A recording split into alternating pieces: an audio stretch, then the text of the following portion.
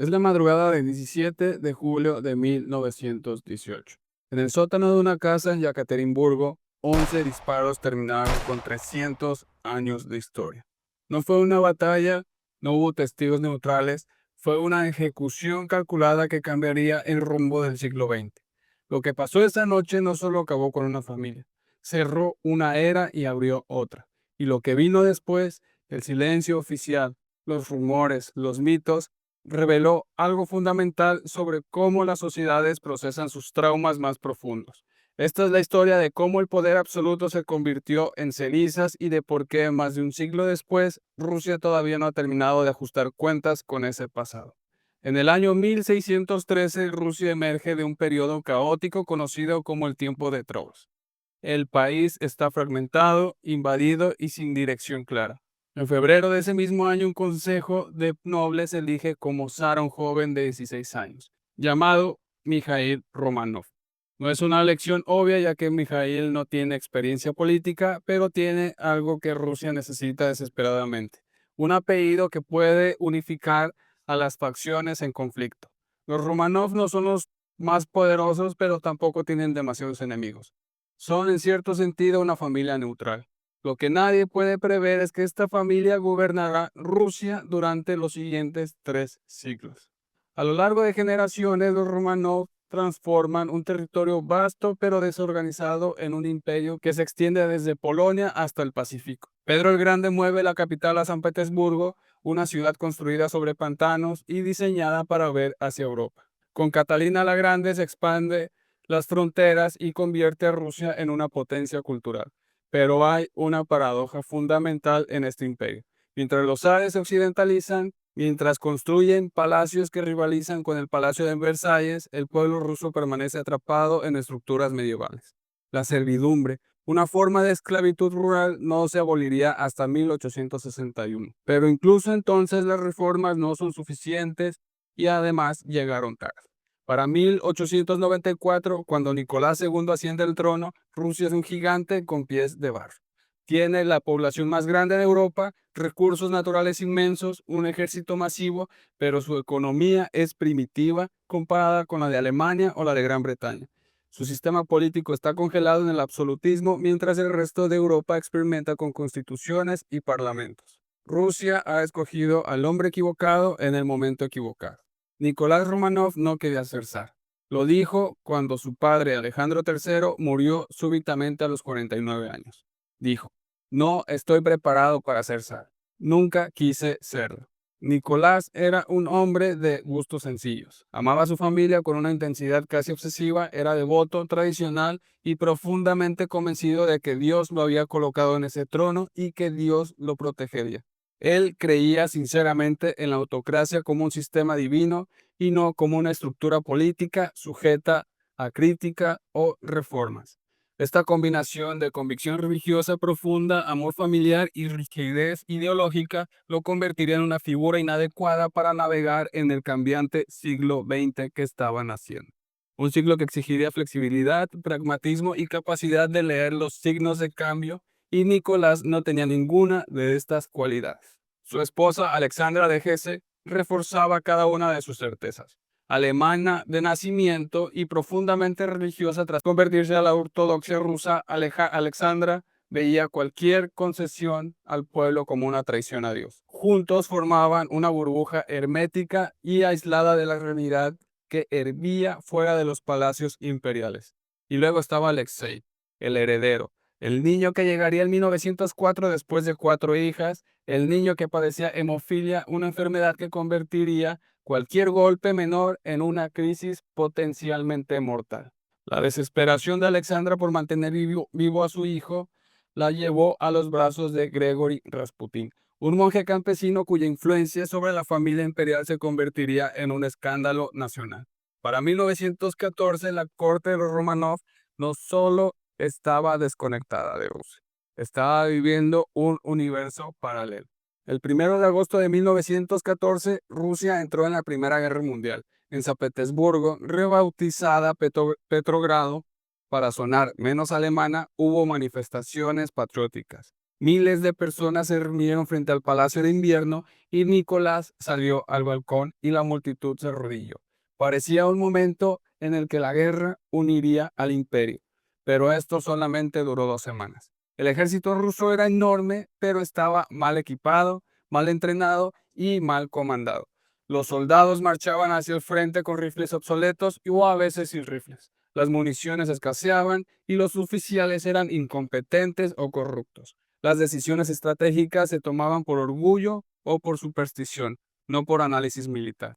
En agosto de 1915, durante una serie de derrotas humillantes, Nicolás tomó una decisión que sus consejeros más cercanos consideraron suicida. Asumió el mando personal del ejército, dejó la capital y se trasladó al cuartel general militar. Esto tuvo dos consecuencias. Primera, Nicolás ahora era personalmente responsable de cada soldado muerto, cada ciudad perdida, cada retirada caían directamente sobre él. Segunda, dejó a Alexandra al mando de la capital y Alexandra estaba completamente bajo la influencia de Rasputín.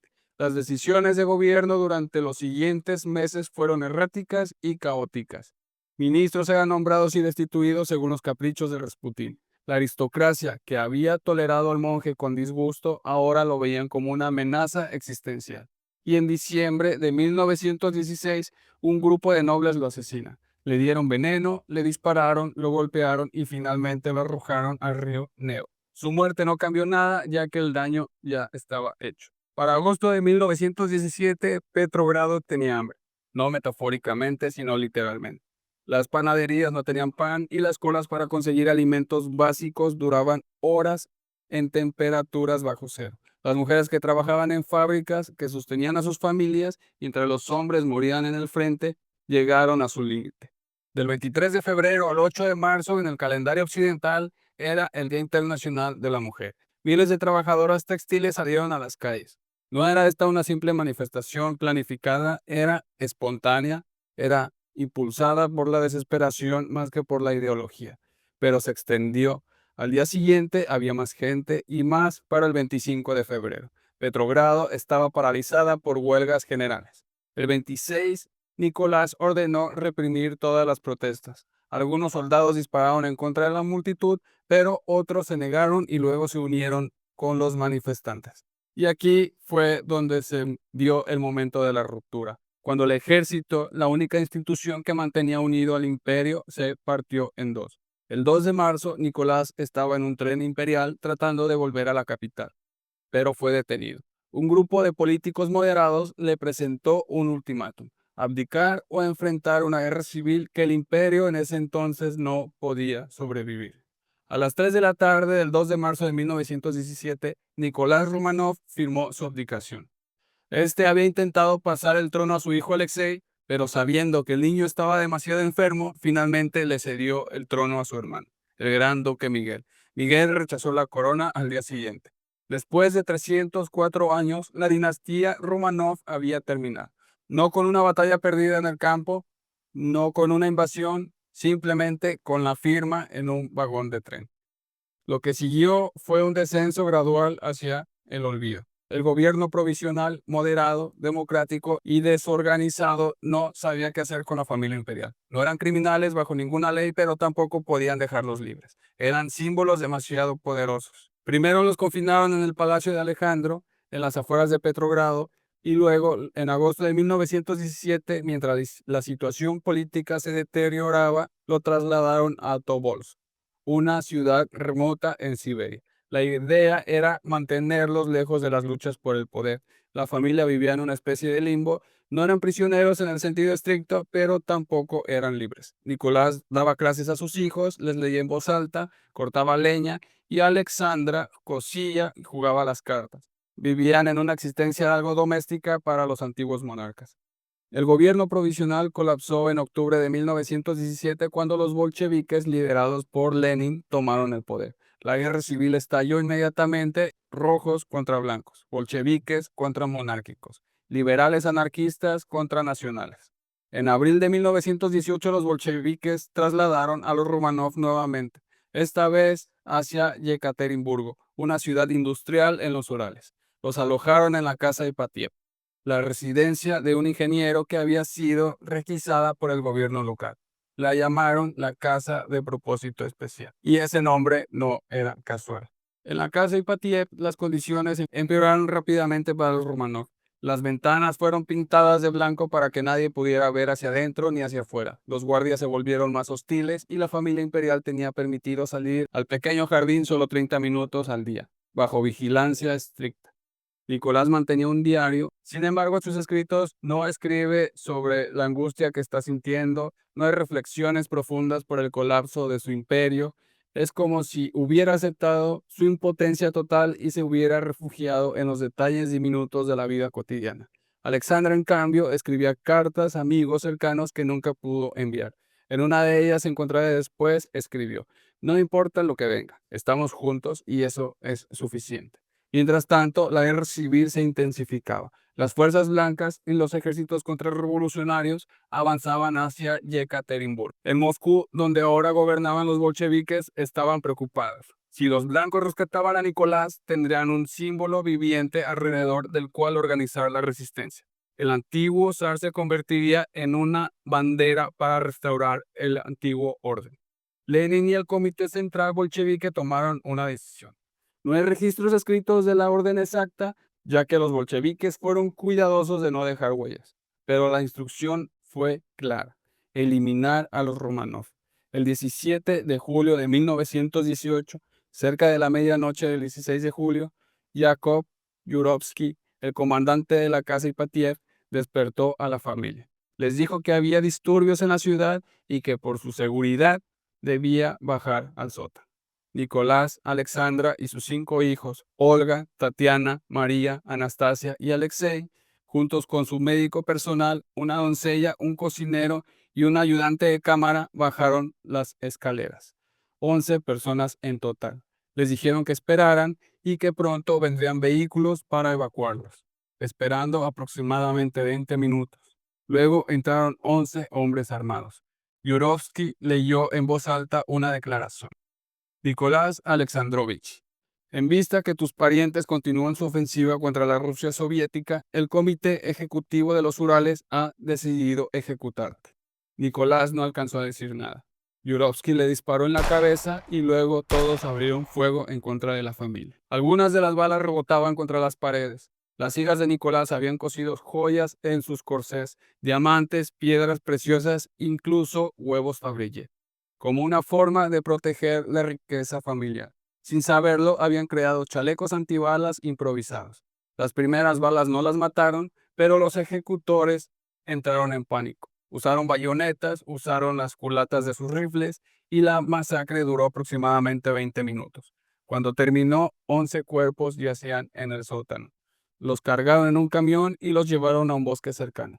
Intentaron quemar los cuerpos, pero no tenían suficiente combustible.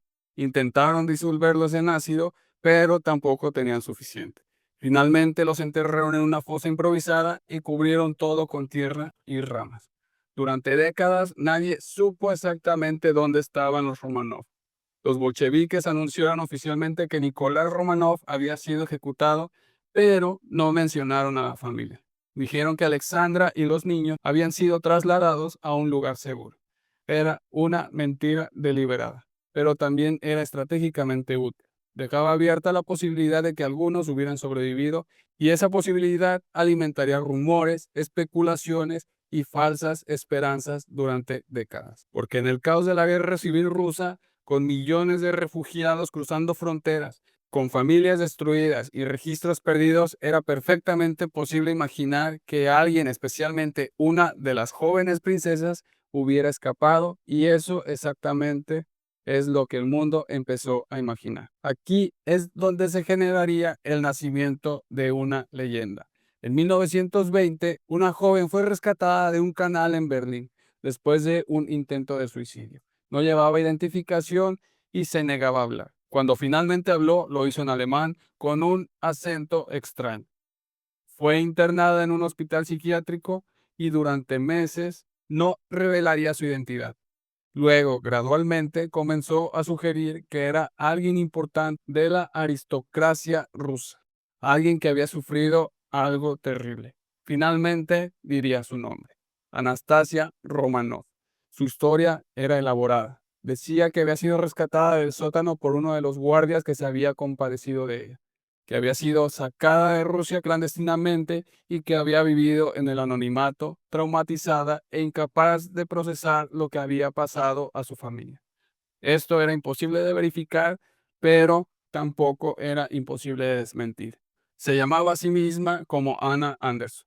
Aunque ese no era su nombre verdadero, durante los siguientes 60 años lucharía por ser reconocida como la verdadera Anastasia Romanov. Algunos miembros sobrevivientes de la familia imperial la reconocieron, otros la llamaron impostora.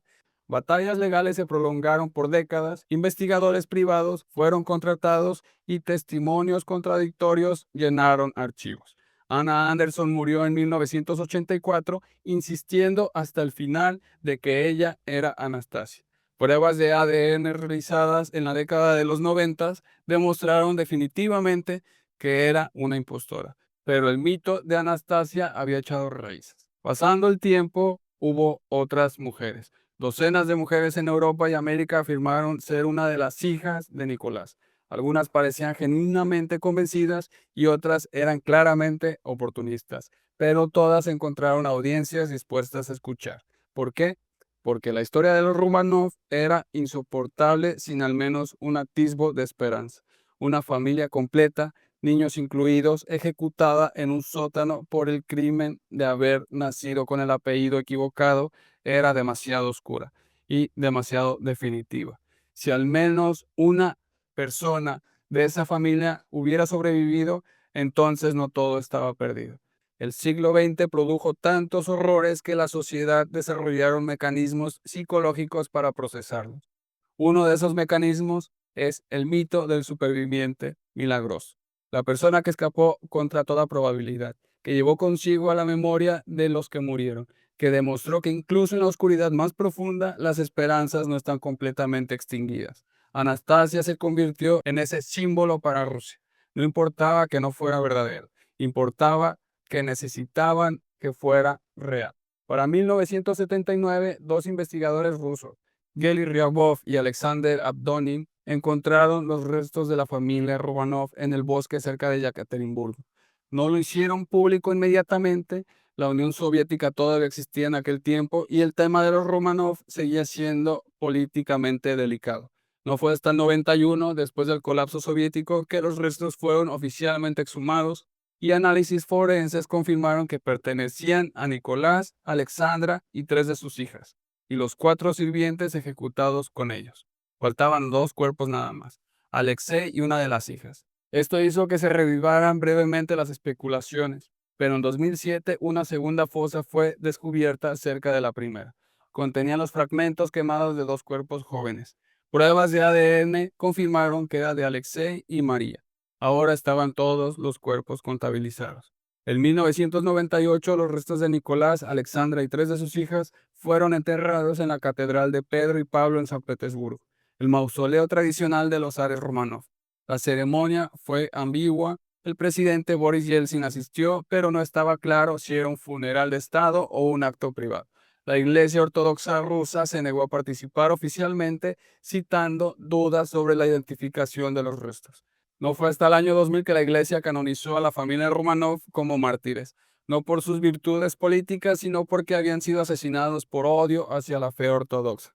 Era una interpretación generosa, pero también era reveladora de cómo Rusia quería recordar su pasado imperial. Para 2015, el patriarca de la Iglesia Ortodoxa Rusia declaró públicamente que todavía tenía dudas sobre la autenticidad de los restos enterrados en San Petersburgo. Vladimir Putin ordenó una nueva investigación, pero ¿por qué? Los científicos ya habían confirmado la identidad de los restos múltiples veces usando la tecnología más avanzada disponibles.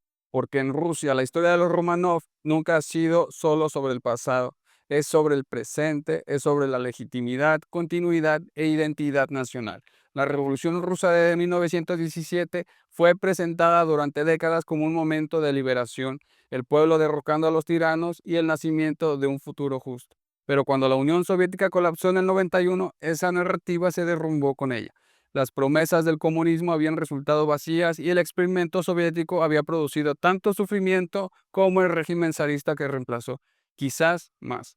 En ese vacío narrativo, los Romanov resurgieron no como gobernantes a ser restaurados, sino como símbolos de una época en que Rusia era grande, cuando era respetada y cuando tenía certezas. Bajo Putin, la rehabilitación simbólica de los Romanov se aceleró. El gobierno financió la restauración de palacios imperiales, películas, incluso series de televisión glorificaron la era zarista. Las figuras de Nicolás II fue presentada no como un líder incompetente, sino como un hombre devoto que amaba a Rusia y fue traicionado por fuerzas revolucionarias caóticas. Es una narrativa que omite convenientemente las razones por las que la revolución ocurrió en primer lugar, pero a la vez es una narrativa que sirve a un propósito político contemporáneo: reforzar la idea de que Rusia necesita un líder fuerte, estable, no sujeto a las presiones de la opinión pública o a las instituciones democráticas. Cada año, en la noche del 16 al 17 de julio, miles de personas caminan en procesión desde el centro de Yekaterinburgo hasta el sitio donde fueron encontrados los restos de los Romanov. Llevan velas, cantan himnos ortodoxos en un acto de memoria, pero también de reivindicación. Para algunos es una forma de pedir perdón por lo que pasó a 11 personas inocentes en un sótano. Para otros es una forma de reclamar un pasado que sienten que les fue arrebatado, una Rusia que era cristiana, monárquica y tradicional. Y para otros más es simplemente un reconocimiento de que lo que pasó esa noche fue una injusticia que debe ser nombrada. Todas esas interpretaciones coexisten en la Rusia moderna, porque Rusia nunca ha resuelto completamente qué piensa sobre su siglo XX, nunca ha tenido su momento de verdad y reconciliación. Los crímenes del comunismo fueron reconocidos, pero nunca completamente juzgados. Los crímenes del zarismo fueron denunciados, pero ahora están siendo borrados de la memoria pública. Los Romanov existen en ese espacio ambiguo, son mártires, son símbolos, son advertencias y son fantasmas. Hay una fotografía de Nicolás II y Jorge V de Inglaterra tomada en 1903. Son primos hermanos y se parecen tanto que fácilmente podrían confundirse. Están vestidos de manera idéntica, posando formalmente para la cámara. En 1917, cuando Nicolás abdicó, Jorge consideró brevemente en ofrecer asilo a su primo, pero el gobierno británico lo aconsejó de que no lo hiciera. Había tensiones laborales en Inglaterra y la monarquía británica estaba tratando de distanciarse de sus raíces. Aceptar al zar de puesto sería políticamente inconveniente. Jorge V decidió no intervenir.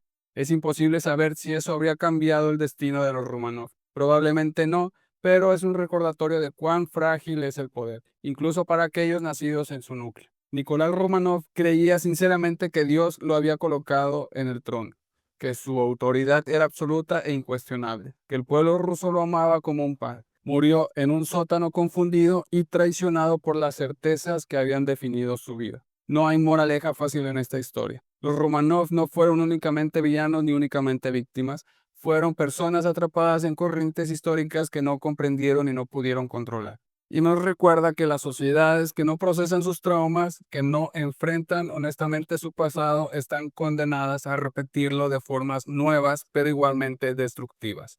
La casa Ipatiev fue demolida en 1977 por orden de Boris Yeltsin, entonces líder regional del Partido Comunista.